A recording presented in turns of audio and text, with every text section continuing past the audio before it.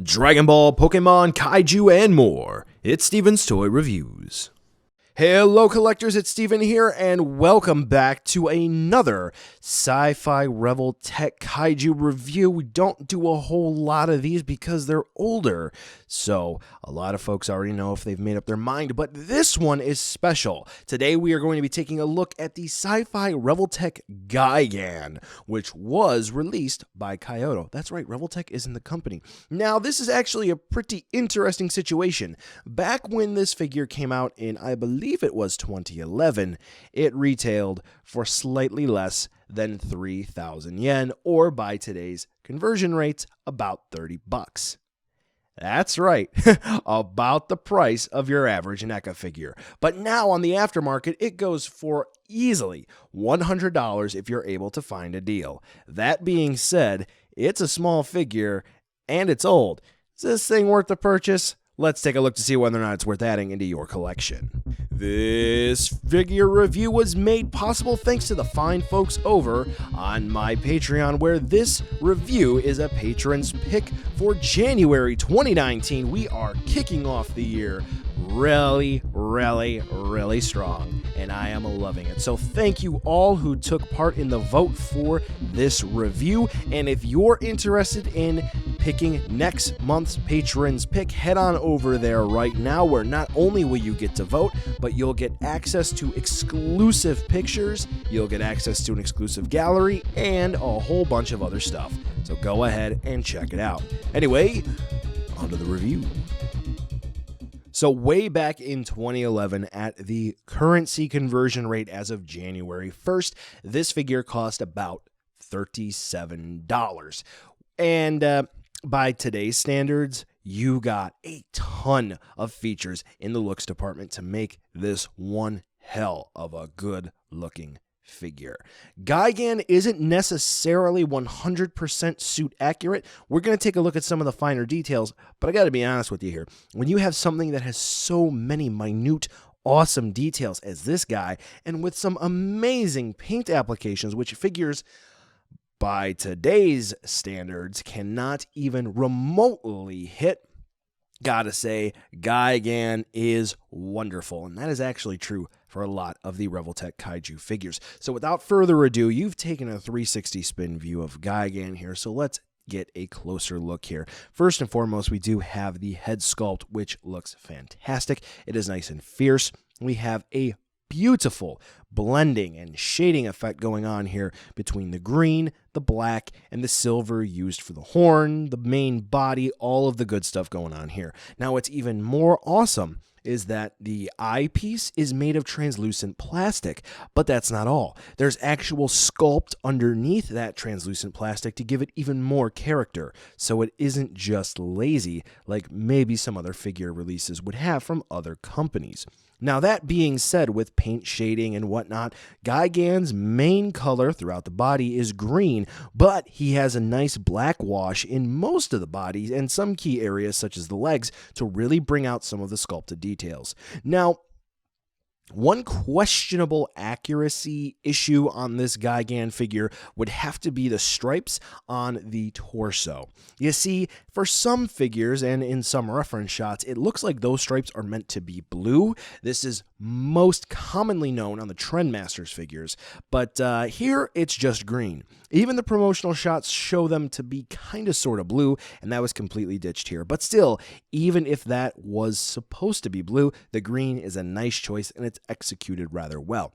And since we're taking a look at the torso, the blade on Gigan's chest looks nice as well. Very pointy. You want to make sure you don't stab yourself. And then we have the magnificent gold scaling, which actually, upon close inspection, you'd probably confuse it for King Ghidorah.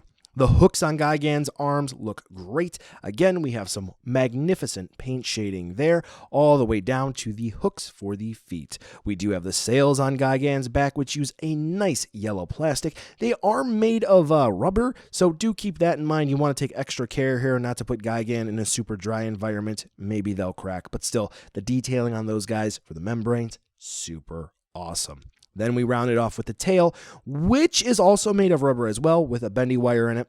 And that does look great. From head to toe, there are minor quality control issues, such as at super macro lens level, you're going to see some paint bleeding over or whatnot. Mine, unfortunately, has been through the ringer, has a couple of paint chips here and there, but to be honest, Gigan looks stunning. Okay, articulation. Well, let's be honest here. It is a Revoltech. It's an older one, so this is basically just 100% Revoltech joints, except for where they literally couldn't be used. Not a lot of folks like Revoltech joints. I've been talking enough. Let's just get into it. Now, first and foremost, the mandibles, or whatever you want to call these things, they're on swivels, so they can actually spin in like that. So that's pretty neat. That's pretty cool. They can open and close alongside the mouth. So what I mean by Revoltech joint is that it is essentially on a hinge, which allows it to move in one direction, right? Can't wiggle from side to side, but on both ends where it plugs into the sculpt, you actually get swivels as well. And then I'm going to show you a neat trick in just a minute. So we have the Revoltech joint here at the neck, which allows Gigan to look around. You can get the swivel movement there. And then we have a joint where the neck plugs into the body. Now here is the cool trick. As you can see here with the Revoltech joint, right? So it moves in that direction. What you can do is just simply spin the joint around, and now you have a different range of movement.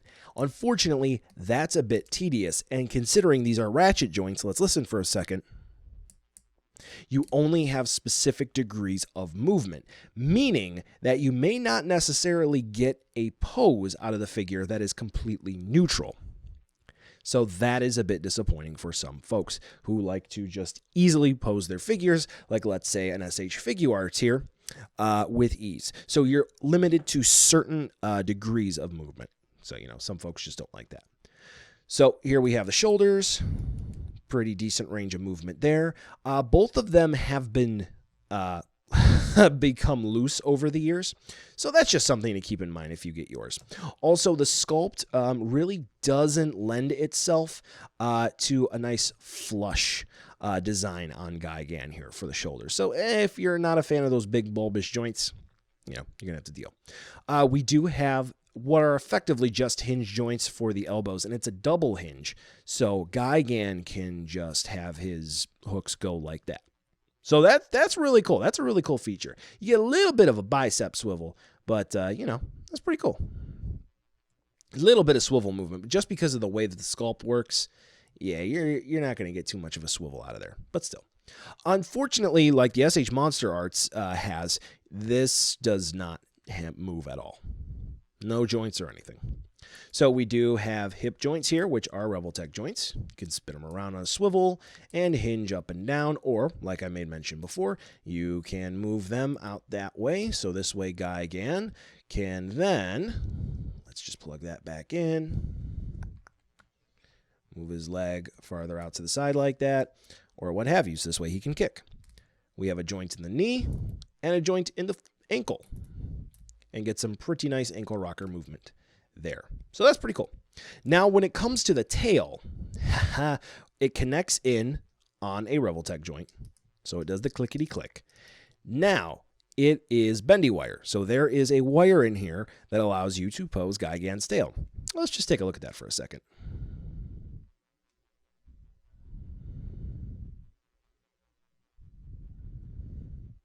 Bending wire on mine broke. Yep, so it doesn't necessarily have to pop through the material. It can just simply snap in small parts and then just float there.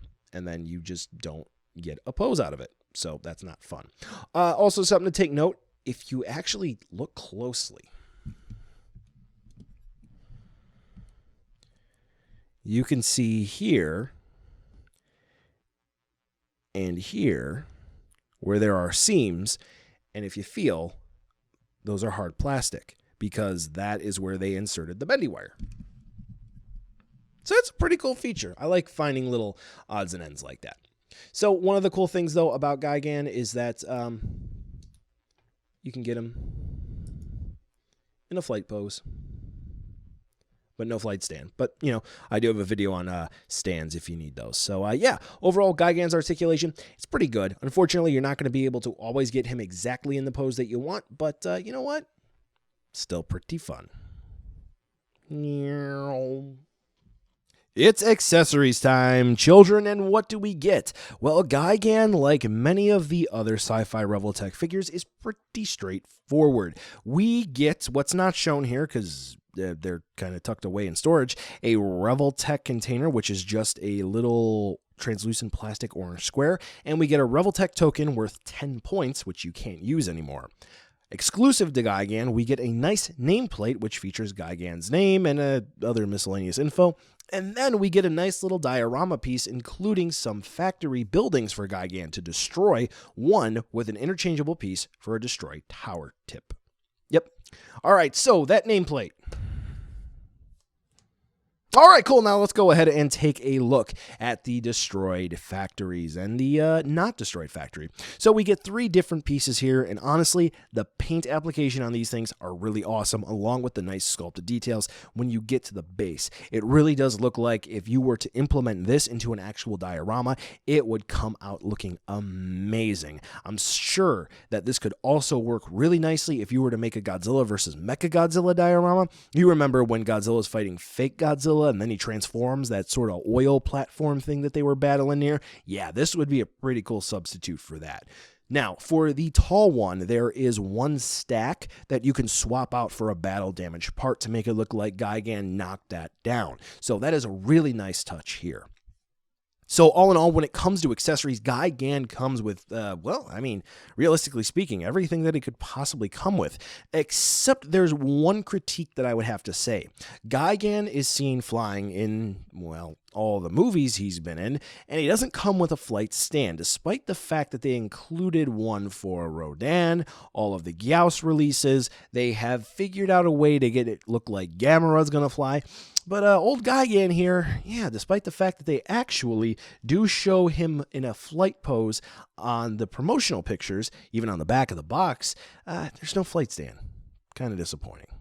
And of course, you know, you need more effect parts. I got a video for you. And I also have a video on stands, if you didn't know about that. Anyway, we're going to go ahead and wrap up this section of the review with a nice size comparison with some other figures you just might have, whether or not it's going to be Dragon Ball figures, or if you want to pair this guy up with an SH Monster Arts Godzilla.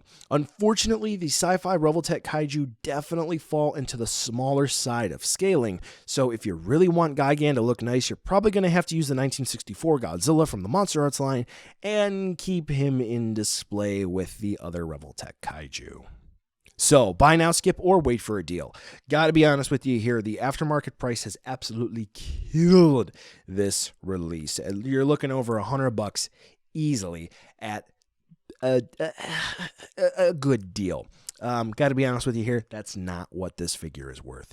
Definitely try to hunt down the best deal, whether or not it's going to be on an import site. See if maybe you can trade something you're not too crazy about in your collection and maybe bring down the value. I don't know. This is definitely somewhere around a $50 to $60 max figure. I mean, don't get me wrong, it is very nice, but yeah, the articulation, it is questionable for some folks, and that bendy wire tail is just no bueno. Don't get me wrong, I really like this figure. It is really cool, but I don't know if I would buy it again today.